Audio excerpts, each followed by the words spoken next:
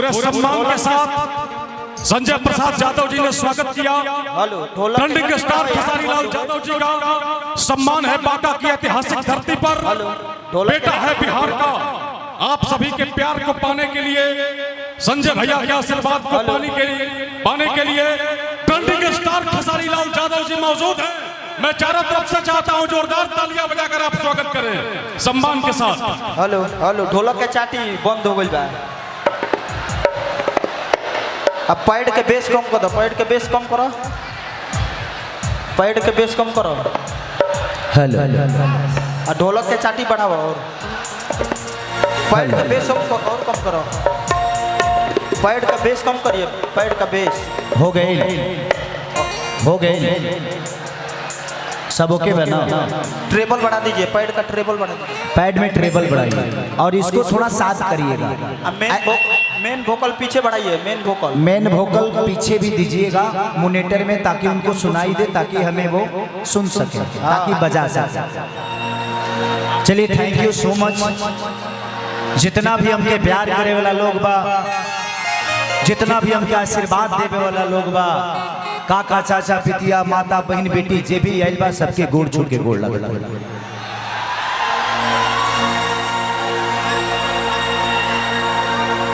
ए गांव खाती, ए विधानसभा खाती, ए परिवार खाती और यहाँ के लोग खाती खेसरिया नया नहीं थे।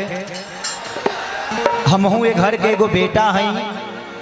हर कार्यक्रम में, हर उपलक्ष्य में, चाहे भैया के घरे कुछ होखे तो हमके भी फक्र होला ये बात के जान के कि गोडा में भी एगो हमार घर बा, जहाँ के हमार बड़ भैया संजय भैया बानी, और उहे प्यार उहे आशीर्वाद। और आज ये मंच से हमारे एक बड़ भाई अभी रवा सबसे मिल के गए हुई हैं, जेकर नाम तेजस्वी यादव जी रहा,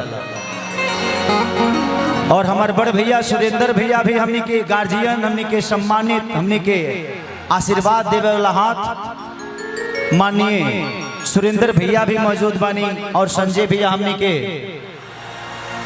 तो पूरा परिवार संजय भैया के परिवार के तरफ से, हमारा तरफ से रुआ सबके दिल से धन्यवाद। और बाबू आगवा में तो बैठ जो ना तो हट जो, ऐसा ही हल्ला होता हट।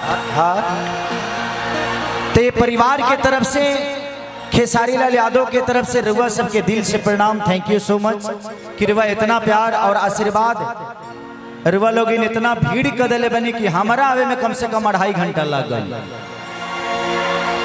जेकरा खातिर भीड़ भइल बा ओकरे पहुंचे में 2.5 घंटा लगल बा। लेकिन आप सबका प्यार है, दुलार है, जब आप सब अपने भाई को, ये जो पोस्टर है ना, इस पोस्टर को थोड़ा ऊपर कर दीजिए, दोनों पोस्टर को। इस पोस्टर को ऊपर करिए ताकि जो पीछे लोग हैं उनको देखने में प्रॉब्लम ना हो। हाँ, इस पोस्टर को दोनों पोस्टर को ऊपर कर दीजिए। तो चलिए, दिल से धन्यवाद। और ये हर साल कार्यक्रम होला रुआ सब खाती, आज इतना बड़ा व्यवस्था। और सबसे पहले कि 3 मंत्रालय झारखंड से मिलल बा बड़का भैया के। तो मैं चाहता हूं कि संजय भैया के लिए जोरदार हल्ला करके ताली बजाओ।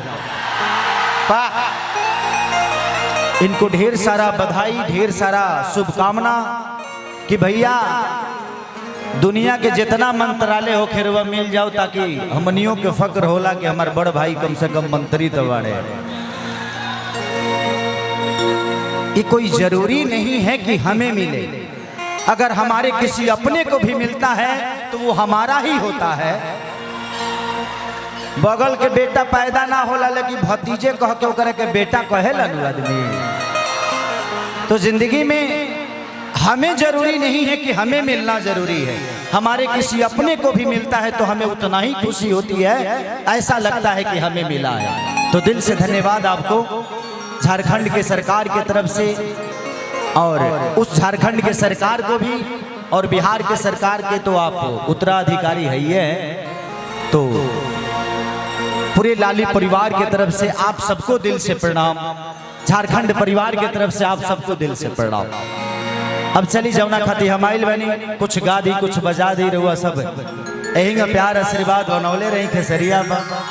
प्रयास करी ले हमहू कुछ।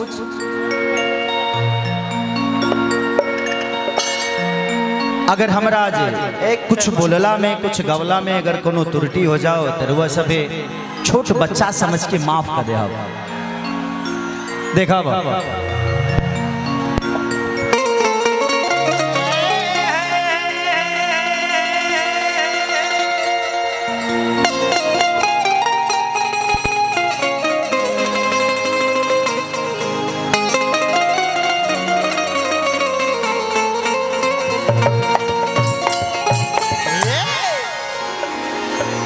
और यहाँ जो आप कभी कभी आग फेंक रहे हैं, इस आग को अब मत फेंकिएगा, ऐसा ही गर्मी से देह तपता।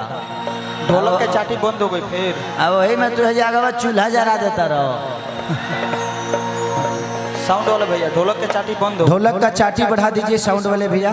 ढोलक का चाटी बंद हो गया है, बंद हो गया। हो